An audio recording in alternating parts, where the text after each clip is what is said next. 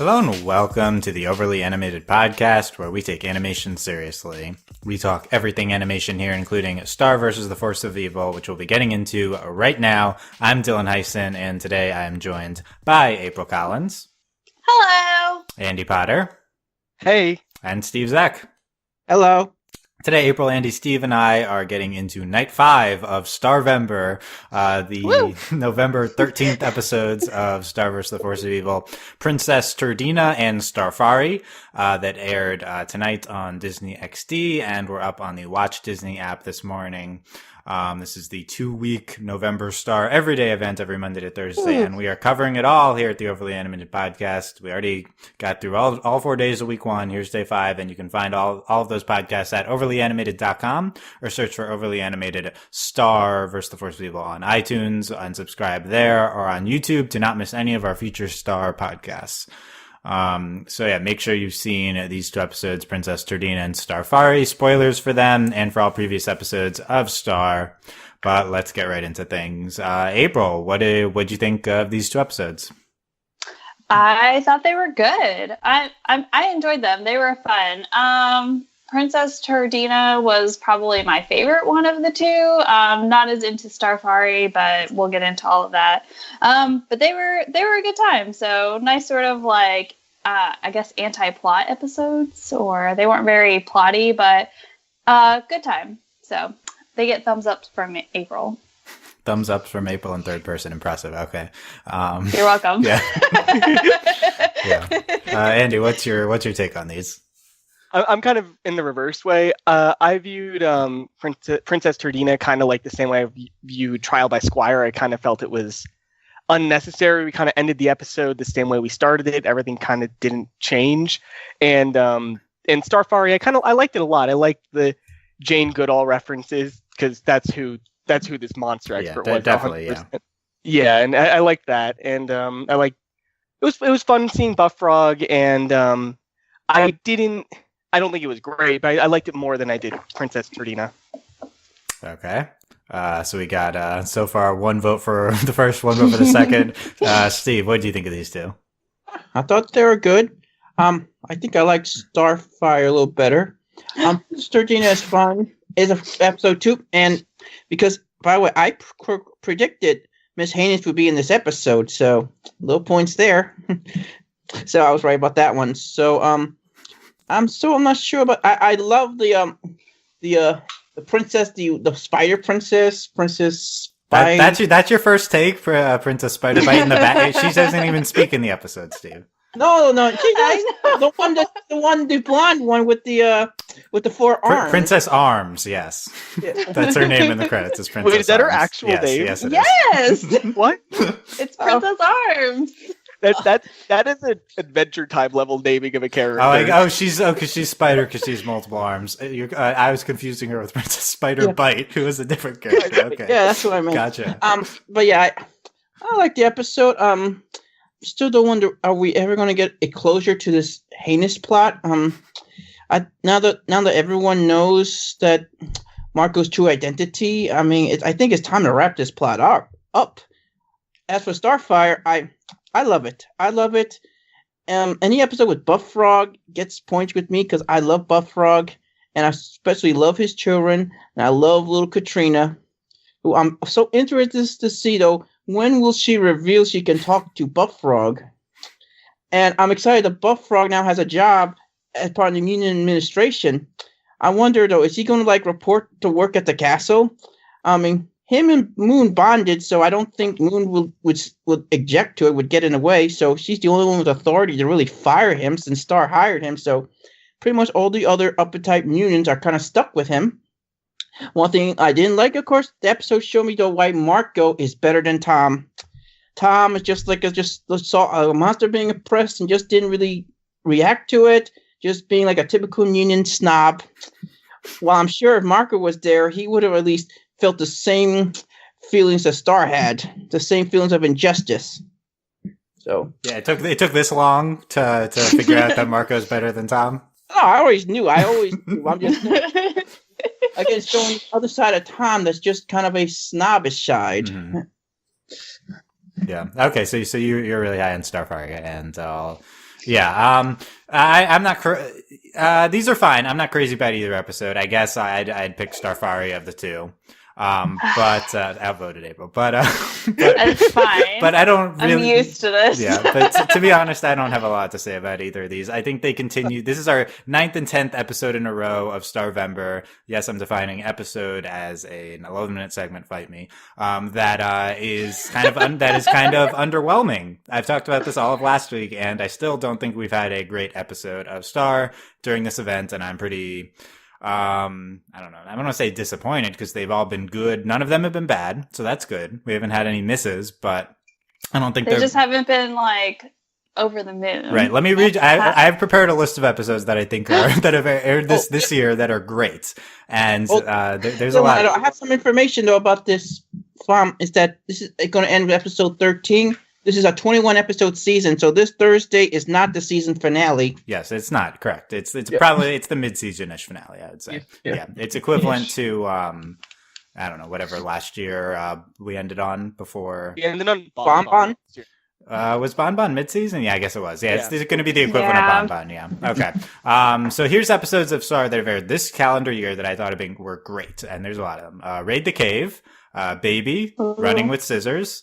Just Friends, Face the Music, Star Crushed, Moon the Undaunted, Toffee. I'd even throw Math Magic in there. I thought all of these are great episodes, and none of these 10 episodes have been anywhere near as good as any of those. So, in that regard, this has been pretty disappointing for me so far.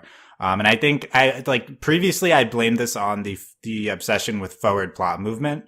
Each episode we had to get somewhere that we weren't before, and this show's never really been about forward plot movement, so I don't know why we need to start here. But these two episodes switch gears. Neither of these episodes care about plot at all, and they still were underwhelming. So I don't think that's necessarily a problem. But I think that we've slowed down a little bit now that we've gotten Marco back on Muni, that we're kind of in a status quo here. I think the Starfari is kind of an important episode for forwarding the Star's attachment to monsters plot lines. So that's but it's more of a character thing. There's not really any specific plot movement. Like, yes, Buff Frog gets appointed monster expert. We'll see if anything happens from that.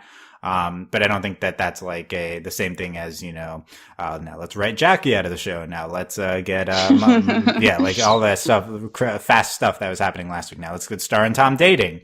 And, I think we see once again here in the second episode that Star and Tom dating is completely irrelevant to anything. Tom gets barely a speaking line again in the episode. So, it's still waiting to see the payoff of the Tom Star, because clearly the show does not care about them. It's just at least not in these two episodes. Yeah, and it's not looking great for future ones either, I think. So, I'm hoping for better things, and I think these are fine. I have some problems with Princess Turdina. I wanna. It's one of my least favorite of the bombs so far, but I think Starfire is good, and the show's still good. It's just where's the standout episodes? I don't know. Do you guys agree with me on that? That we just haven't had one that's particularly stood out? I agree. None of these have been I say overwhelming, but I mean that in a good way. It's just they're just episodes. I feel like we're almost kind of back in the first season where the episodes kind of but didn't really tie together, and they were all right, but I mean they weren't anything to gush over. I don't find myself okay, I need to know everything about what's going on at the end of the day. If that makes sense. Yeah. Yeah. Steve, what do you think of that? I agree. Nothing great. Maybe on Zap gasping at straws here, but if they do something that I like, maybe I like it more than maybe I should. I've been waiting forever for them to get back to this monster mutant plot, so I'm so happy they got back to it. So that's probably why I'm more high on Starfari than you guys might be. Yeah, it was definitely refreshing to see them address this thing, which we've been completely, we've been talking about this for a while. I think a lot of But did we really address it? That's the thing. Star called its attention to Moon, but and she appointed Buff Frog the monster expert, but what does that even mean? Yeah, okay, let's get into Starfire then. Let's talk about this. Okay. Because I I think that's the leading episode anyway. So I think what Starfari makes clear is Star's pro-monster inclinations. Like she's actively complaining to Moon about, why monsters are, certain people are looked at as monsters, why they're treated differently. Oh, I've been waiting for that. So that sounds like an in joke of the show. I've been wondering. I've been on Starside too. They never made that clear, so I'm glad we got that scene. And I thought Moon had some really funny lines in the episode, like how she's saying how like one prince is rich, and of course about Lekmet. Too soon, Star. Yeah. The Star's cart of Muni when she's talking to Moon, I think for me is the highlight of the episode. And this is last week on the podcast, Alex said, "Why is Tom not a monster?" And we addressed this right in this episode. So it was very fulfilling from a fan perspective to have this talked about, and kind of right when we started to question it. I don't think I talk about this a lot on this podcast. I don't think pointing out your show's mythology problems and joking about them is a solution. So I still think that this doesn't make any sense, but, at least we're kind of trying to build it into the mythology that this is just a human royalty bias. I think that's maybe the best direction to take it, given that we already have this nonsensical, like Tom is not a monster and, the lizard is, Lekmet isn't, So we're trying to play it off as Moon's bias. I think that's probably a good direction to take it. I also really liked, before we get off this too far away from it, I really liked that it was implied that Star does this a lot, makes these carts a lot, because the way Moon was like, "Oh no." She was like, "Oh no, oh no." And it was just like, Star just rams into the door with this cart. I'm like, oh my god, Star must do this all the time. She must make these carts and like show them off to her mom all the time, trying to explain things. And I just love that. I just love that headcanon. Yeah, I'm not buying that Star made this. I think she had the royal cart maker make this. She probably designed it. Yeah, she might have drawn it up. Yeah, Star definitely not. Who would help? Who would help her? Well, who would help her? Because every union's anti-monster, so I don't know who would help her.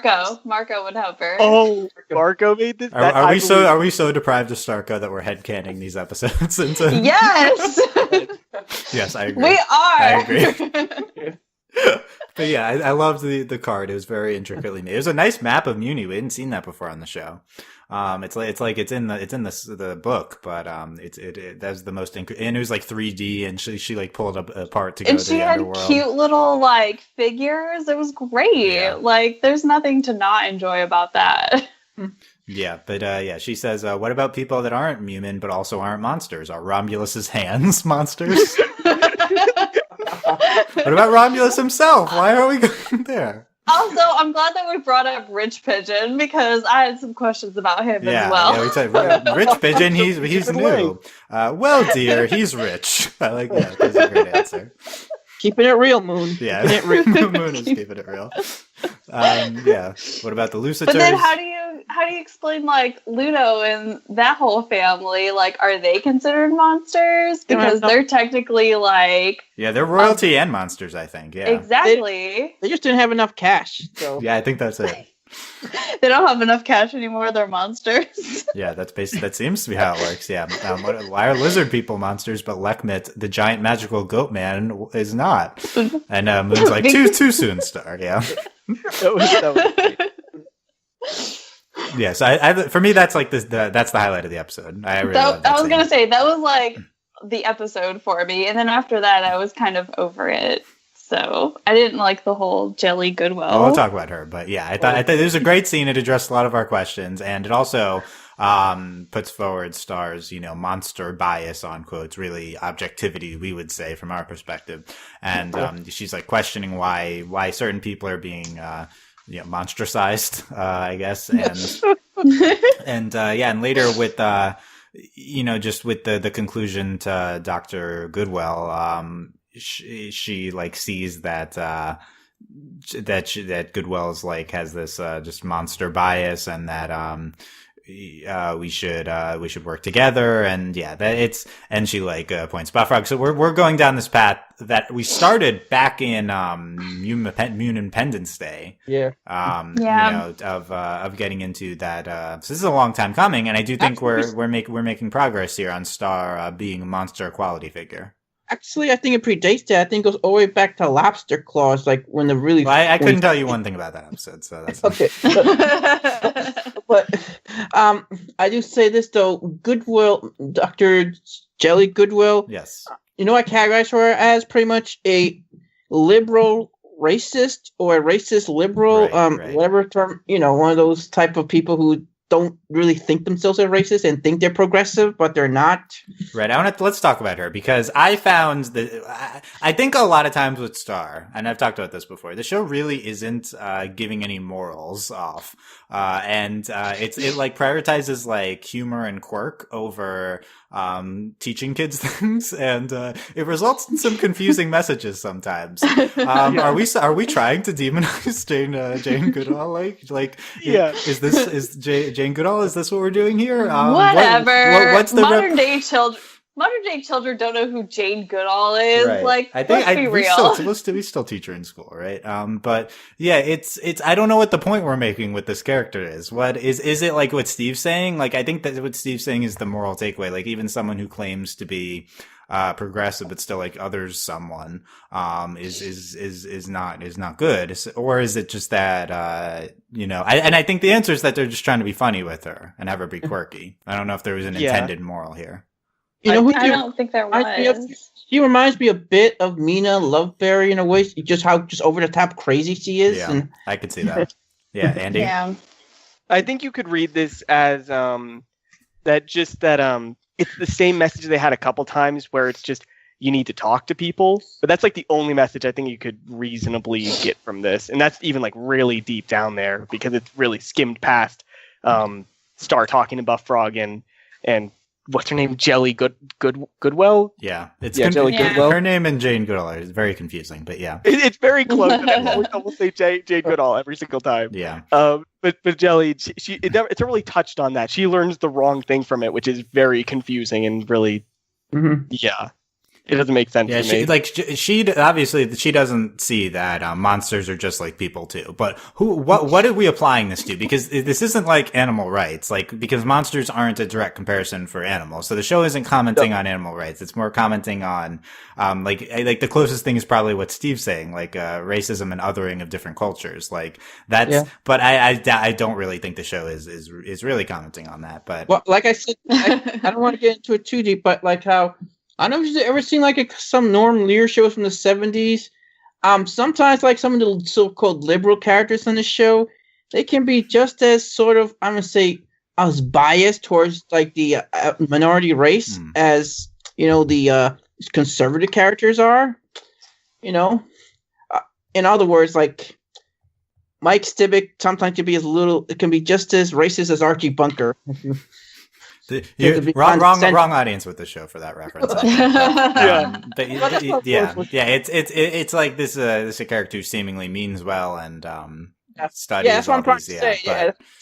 But even then, she didn't mean well. She meant to imprison them, Right. essentially. Yeah, And they kind of take that away far, too. Yeah, I just saw a comparison. She might be like this very privileged, like middle class, like white person that wants to get into the hip hop culture, Okay. or upper class white person who thinks they know about the oppression of the. We don't Oh, need man. to go that deep, but yeah, they kind of take away any semblance of meaning well she has when she just like blows them up, right? Like this is Yes. and they play it off very quirkily with, oh, I pressed the button already, like, and it's kind of funny, but it's like, oh, I shook your hand with the blowy uppy thing, like, okay, this is, I don't know, that character didn't really work for me, to be honest. It worked for like the first like few minutes she was there for me, and then like the longer she was on screen, the more I was just like, okay, you've overstayed your welcome. I'm kind of done with you. Yeah, I don't know. She wasn't there for that long. I don't know if we go anywhere good with her. This is an impressive character. She's voiced by Carol Kane, and who's very long time actress who's on Kimmy Schmidt right now, and she's. But that doesn't mean that playing a Jane. Jane Goodall parody character. Like it's kind of a crazy concept, but yeah, no, I don't think the character's very good. I think it's more of the episodes introduced the job than her. So Buff Frog can have the job, and that becomes let's talk about that. I'm unclear on how much this is supposed to be a long-term plot thread. Buff Frog being the monster expert. Yeah, I really took this as like a very like one-off episode, and then like it was very like, oh, Buff Frog's gonna be the monster expert, and I was like, okay, I mean maybe, but I just feel like a couple episodes down the line, like Moon's gonna appoint somebody else, and that's gonna be it, kind of thing. I always thought Vincent Buff Frog maybe being the monster ambassador to Munion, so this is kind of it, I guess, in a way. I guess. Yeah. What do you think, Andy? This just feels like another consolidation of characters, because that's what it seems like this season is. It seems like they're trying to get every character that we care about into one location so they can always have any pairing of characters together for an episode. So now Buff Frog is in Muni, and Marco's in Muni, and Tom is in Muni, and Ponyhead's in Muni now too. She just seems to be up here at the castle whenever she wants. And so now and that just seems what this is, a consolidation. They can use Buff Frog more often without questioning how he got there. That just seems like what this is to me. Well, it's only a matter of time, though, before Ludo comes back somehow. Oh, yeah, I haven't even thought of Ludo. It's been 10 episodes, and I haven't thought 1 second about Ludo. I guess we mentioned him I'm earlier, okay with that. I'm fine with it. But April, that being said, Ludo leaves the show. Show gets worse. Are these related? Like, don't say such mean things. We need a direct conflict, and Ludo gives us that. Ludo gives us some kind of movement that doesn't feel forced. It's true that we don't have conflict right now. I do want at least Ludo to meet Buff Frog's kids, to meet Katrina and the little tadpoles. Like, why? It's technically why? Yeah, that doesn't need to happen. Keep Ludo away from precious Katrina, please. Please. Yeah, but I think I agree with Andy. I think we're just getting Buff Frog into the castle now, and now we can he seems to be a character we care about. We've gone out of our way to bring him in before, like this episode, so I think it makes sense to bring him into the fold in more of a concrete manner. And maybe he'll play sort of a central figure to this continuation of Star's pro monster rights.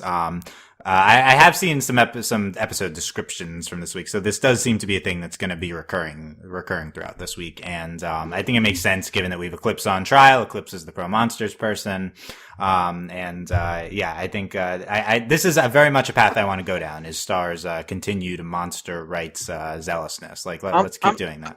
I'm interested to see what Buff Frog's feelings on Eclipse are. Maybe he agrees with Moon that she might be a little too much of an extremist. That'd be interesting. Yeah, that'd be an interesting route to take. That would be. But at the same time, like, we still don't completely understand. Like, our story on Eclipse is very one-sided still. So, it's hard to tell where it's going. Yeah, we just haven't seen very much Eclipse at all, so it is hard to tell. I'm not clear on how much she's even going to play in. Like, we're just moving so slowly. Like, yes, we still have 7 episodes left this week, but are we going to resolve? We're not resolving Eclipse on 7 episodes, so. Are we even getting to the start of the trial in 7 episodes? Like, I'm inclined to say no at this point. I agree. I don't think we're getting the trial this week. And I don't think we're going to try it till next year. I do know that after this episode, we do have 2 episodes in December, and that's it. Yeah, there are 2 episodes on the schedule in December, so I believe that's look forward to. But I can't imagine that they're going to be anything like super plotty. We're not going to. Holiday Spell Shoal is not going to address Eclipse, I don't think. But. It's Stump Day, you guys. Come on now. So that could be Eclipse theme. You never know. It's not. Holiday Spell Shoal. Yeah. Okay. Anyway. It's that being So even though I wasn't super into like Goodwill, or I like the Star pro monster parts of this episode, and I think that's something very interesting to explore as we keep going.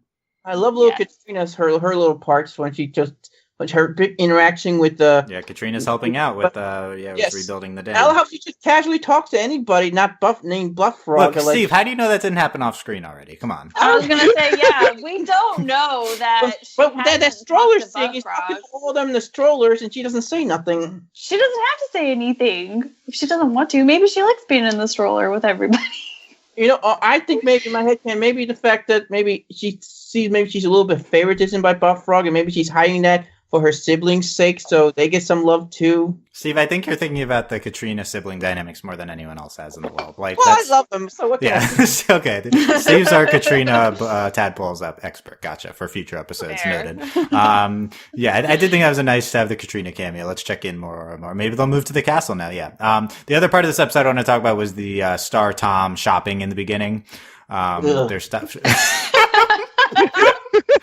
They're out on a date shopping for princess merch. Were they out on a date though? They were together Because doing something. Doesn't that that count? doesn't mean they're on a date. They might have said it was a date, but I mean, we watching know it's like. I that's mean, not- I go to work with my coworkers. Is that a date?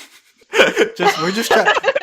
Are you going like shopping? Yeah, I mean, I guess, but yeah, it's in our heteronormative view of the world. Any male-female eligible romantic pair would be considered a date doing Give something. Tom credit for one. Whatever.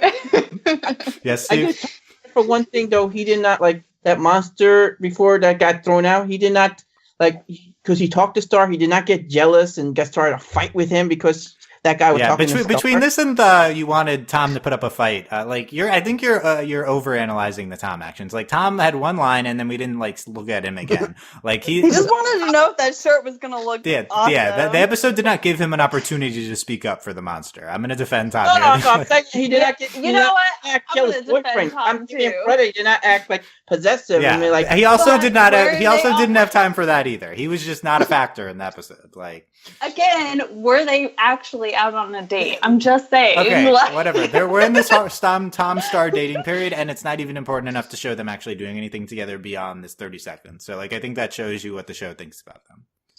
That's what I'd say. That's true. Yeah. I think as much as Exactly. Steve as much as Jarko, pretty much Right. same yeah. thing. Jarko dead. Tom Star. What's our read? We'll see. Going into the rest of this week. Is Tom Star dead by the end of Thursday? No, because No. we're moving so slow. I don't know. Monster Bash, maybe the last I don't episode. know. I think it's definitely done. I think it's definitely done soon. Let's talk. Yeah, Steve. Yeah. All right, or maybe one of the big thing. Maybe Tom is not so much on Star's side with coming monster. If you go white, he kind of Right. Yeah. What does Tom think about that? That's a good point. yeah. Yeah. That could be drama in the Tom Star romance. Is if Tom does not agree with Star's position on monsters. Anyway. Okay. Let's talk Princess Turdina. I did not remember that this is what I guess Pony had called Marco as princess in a previous episode. So I just didn't know. I forgot that as well. I did too. I called it. I said Miss Haynes would be in Yeah, this why episode. are you patting yourself on the back for calling Miss Heinous episodes? Who cares? Like, Miss Heinous episode's not that. We're going to talk about how she's a bad character, so I don't know if this is a good thing to call, but this is. She's a really bad character. Is anyone a good character in this episode? Ponyhead. I think Ponyhead's Ponyhead. cool. Yeah. Yes, still. I didn't even find her that funny this episode. I love seeing Marco and Ponyhead sort of bonding. They're sort of on the same side this episode. Their friendship's starting to develop. Yeah. Let me give you the three funny lines I've highlighted, and this. There's not a lot going on in this episode, but in the beginning, Okay. we're doing Marco's makeup, and Star's like, "What? You don't like him?" Marco says, "No, I know I look amazing." And then he continues. Yes. So that was Yeah, good. that was great. Yeah. That was great. I loved all of Marco's like confident moments where he's like, "Yeah, I know I look amazing. I'm so beautiful." Yeah. Like all of Yeah, Yeah, those Marco moments. Embracino is good. Yeah. Later, he's like, I can't believe I'm saying this, but I'm going with Pony's advice, and Pony's like, "Woo, good choice." So I thought that was good. Woohoo! Yeah. That was yeah. And then at the end, I really liked the Gemini at the end with talking to Miss Heinous. Gemini says, "We say this all the time. I'm coming for you. Maybe we should just stay in tonight, and you can have a little Gemini feel." Yeah. So it's a good like take down of their stupid Miss Heinous recurring plot. So Yeah. you didn't enjoy the we don't believe in grades, just pancakes quote, because I really Oh. enjoyed that one. Oh, I forgot about that. Yeah, That was- and their curriculum is brunch and party. Yeah, Party. It's fine. Yeah, that whole section, it's fine. Whatever. and they party and they don't sleep. Like the schedule is a full 24 hours. Right? They don't even address that issue. No, yeah, Well, no, Marco's like, when do you brings it up, and sleep? it's Yeah, just like what? yeah, They have time to do math. yeah. So that's this is the current state of St. Olga's. So let's talk the Marco as Princess Turdina. So this is something a lot of fans really love is Princess Marco. And this was like a big Princess Marco empowerment thing going on here. What do you think of how the show's handled this previously, April, and how it was handled this episode? It's not the same because in past episodes, the whole Princess Marco thing was very revolutionary, like very, I'm taking a stance kind of thing. And then with this episode, it was more so like, we're just using this as an excuse to do whatever we want, in terms of, because I feel like Marco was very like misinterpreted in the sense that like Saint Olga's was very like, we're going to turn out like the very same princess kind of thing. And so he initially was like, oh, like it's not criminal to be an individual, but he wasn't necessarily saying like, hey, you should just do whatever it is that you want. And so this episode, I felt like we just like stumbled upon a frat house kind of thing. And that this was like if I felt like it should have been like a very like wake up call kind of thing to this revolution, but at the same time, Marco was very, I guess, accepting of what it had become simply because it boosted his self-confidence.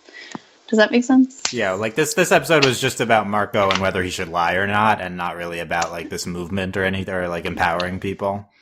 I was expecting a real like surface level thing of like they're all the same still, they're just doing something different. Like they're still conforming to one thing, it's just a different one thing. Like they're all the same or even more so, like they're still trying to be better princesses in the same way that like Star is trying to be a better princess, but without sacrificing who she is. But it's like not that at all kind of thing. Yeah, I agree. It's supposed to be like a message, supposed to be like a happy medium between a dictatorship and total anarchy. Yeah, there's no much like Starfari. There's not really messaging in this episode. Yeah. Okay, so here's my general take on the Princess Marco stuff, and I don't want to get like that much into this. I think it's great that we're having we're putting makeup on Marco in the beginning. He's wearing a dress and we're not making fun of it, and like he's loving it. Like that's really great. And I think that the show's done that, and on its own that's like very empowering that it does it like subverting toxic masculinity, gender roles, stuff like that we're doing this and we're playing it straight and we're treating it legitimately. I think this episode kind of like crosses a line in what we're doing here, and I think that we're like this episode is trying to have trans positive morals and messaging without having any actual trans representation. And this is kind of what's always squicked me out about the Princess Marco stuff is that you always hear like, oh, the crew, like we love the trans Marco headcanons. We love, this is something that kind of fits in with what we're doing. But no, it's not. You're not like you're not having any actual trans representation on the show. And that's something that we're in dire need of in children's media. There's just zero trans characters in any kids media.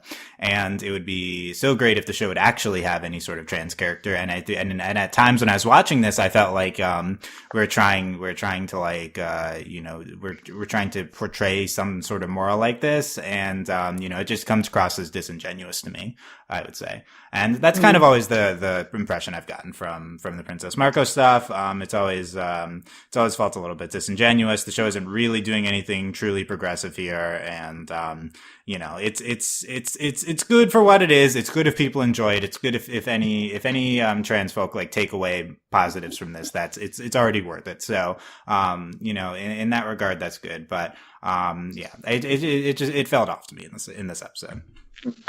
No, I agree. Like of the Princess like Marco stuff, I think this was the least like weighted, just because like I mean really they were just like, oh well, she's a boy, we don't care. And I was like, okay, but you could have done so much more with this episode kind of thing. So, because I felt like, as I've kind of already said, like, I felt like it was supposed to be very, like, revolutionary, but then, like, with this episode, it's not. at all. It sort of takes away everything that they kind of built up with it. Yeah, basically, Miss Anus peels back Margaret's like, oh, a chest hair. Like he's not a princess, he's a boy. And then the conclusion is, oh, princesses can be boys. And and I don't think we're actually doing anything positive trans with this. And it kind of feels like we were trying to. And yeah, basically. Yeah, that's exactly it for me. I would have rather they hadn't touched on it. I agree with that. And I think this would have been better if it was just Marco saying, I'm not a princess. Because he's not. Whether he's a boy or not, he's not a princess. He's just some random guy from Earth. And it doesn't solve a lot of the stuff that you talked about, Dylan, but it would be better than just weirdly calling this out kind of randomly. Because I thought that's what he was going to tell them, that, hey, I'm just some random person. I'm not actually a princess. And not like say that he's a guy. That doesn't really matter for what he's trying to tell them. That just didn't matter for what they were doing. That's what really threw me off. It just kind of thrust this thing in here for no reason. Yeah, I thought so too. I've never really been a big fan of these Princess Marco episodes, so there's no real I have no real emotion attached to this episode. I'm not sure how you guys feel about that one scene though, when Marco revealed himself, that this one princess definitely was sort of attracted to him now that he's a boy. Like, I don't know, like, why can you be attracted to him when he was a girl? Yeah, I'm just that's saying. a good point. Yeah, it was one of them from the ball a few episodes ago. Yeah, I really like her though. I like her design from the previous that's episode. a little weird too. Yeah, I don't know. It seems like it ultimately ends up everything we're doing very very gender binary and very heteronormative, despite the fact that there's this surrounding air of the fact that this trans Marco thing is so popular, and that that's they know fans support this, and that the episode seems to be aware of it. It just ended up very very binary to me. And I want to make clear, like I would be all about actually doing trans Marco or having any sort of trans character, and I think that that would be something that we should definitely actually do on the show, and it would be incredibly progressive. If anyone takes any positive away from it, it's worth it on its own though. But yeah.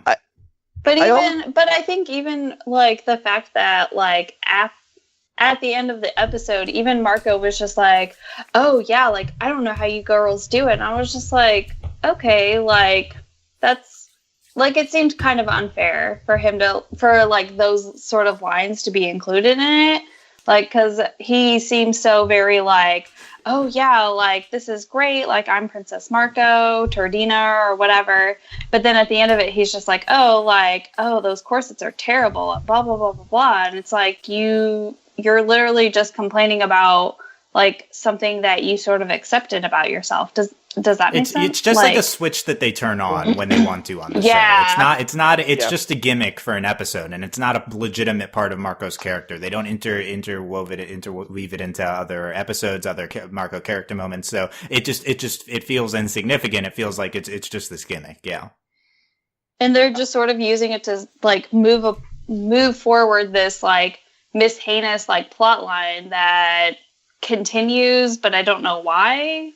I'm ready for that plot to end already. I'm ready to tap out. Miss Anus. Yeah, let's talk about. Okay, so yeah. Can I just say one more quick thing really quick about this scene? I just wanted to say I really also didn't like the emphasis on this chest hair thing, because I thought that was pretty bad. Because like people have hair, girls have hair.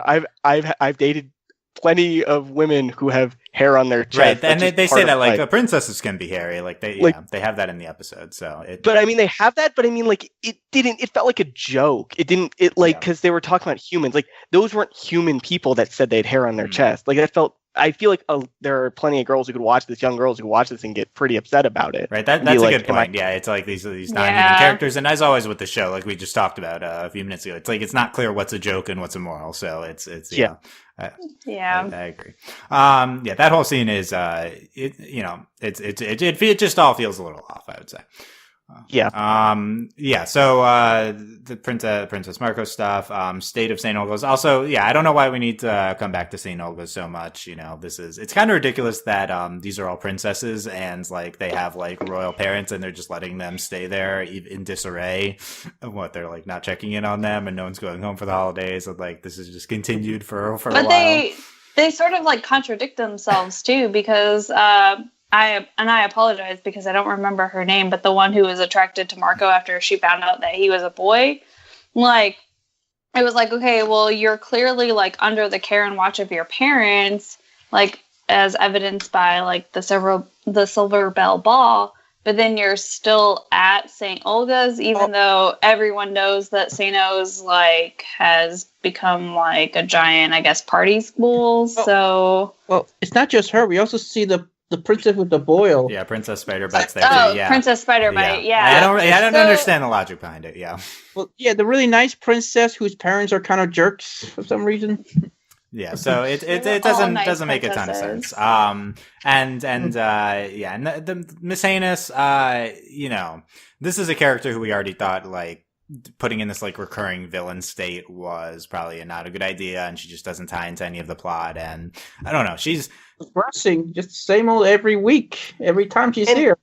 And we still haven't explained why she has those marks on her cheeks. Right, so we keep building up, and they glow here, and it's like we're like hinting at her being royal or something. But But then she hides them in previous episodes, so she makes Luda look like a complex character. That's true. We're definitely building up to something with her. I think she's probably going to be someone's relative, and it's also. Rastakor is regenerating very slowly. Rastakor's just his torso had regenerated, yeah. He's got a chest now. It's great. I do like that gag, though. Just him slowly growing every time we see them is pretty funny. Yeah, him not growing like linearly like you'd expect. Like he's just the chest now. I do. Yeah, that's good. He started as a hand. Yeah. And I think Miss Heinous was good in her first episode, and Jessica Walter voicing her is incredible. And like this is a character I want to love. I love this is basically Lucille Bluth 2.0, and like she should be great. And I don't think she's been well utilized at all in these past few episodes with her.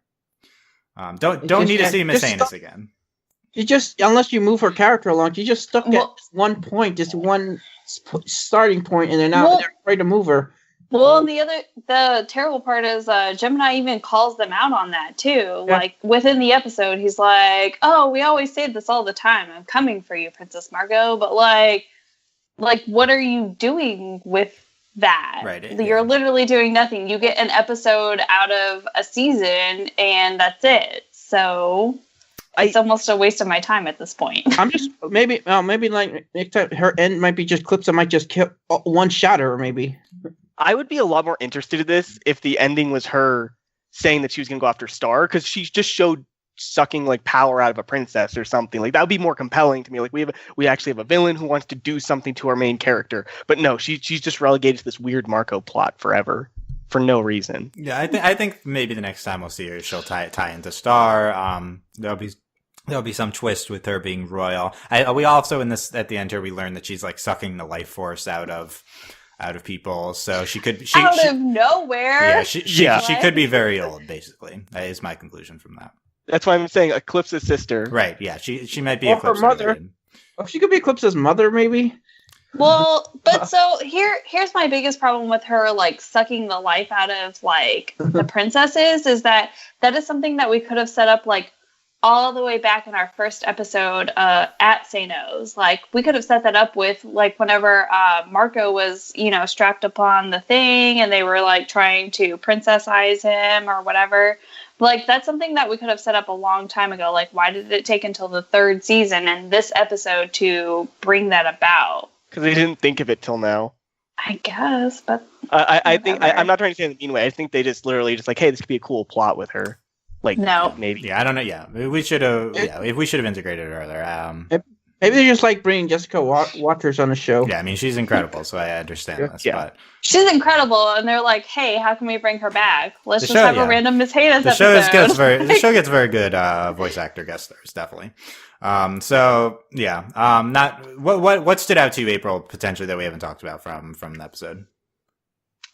There was a lot of like really good one-lines about this episode that I enjoyed, like the whole the "we don't believe in grades" line. Like, I enjoyed that it was called the Whispering Gardens and it was an open place for gossip because no princess should be silenced. And I was like, those are not okay. You know what? I'm on board with that. And we didn't bring up the fact that Marco's chest hair is called Rodrigo. Like, Yeah, I think we're calling back to the first time he had a chest hair. That was like a prominent thing in a previous episode. Yeah. yeah, right, but he named it since then. It's such a Marco thing. Yeah, it's a very like Marco like moment. So I enjoyed like those very like small like little moments that we had in that episode, like how Ponyhead was like, "You killed like Princess Turdina" or whatever, like just as she was being like born. Or that's not the exact line, but that's kind of what I interpreted from it. And she's like crying at the end of the episode. Like I enjoyed those small moments. Yeah. Ugh. Yeah. Steve, any final Princess Turdina thoughts? As usual, Ponyhead kind of steals the show in this episode. She's like the scene stealer. Like the ending line, like how she's upset that the princess, that Marco's princess alter ego is gone, pretty much. That was funny. Yeah, the whispering thing was funny.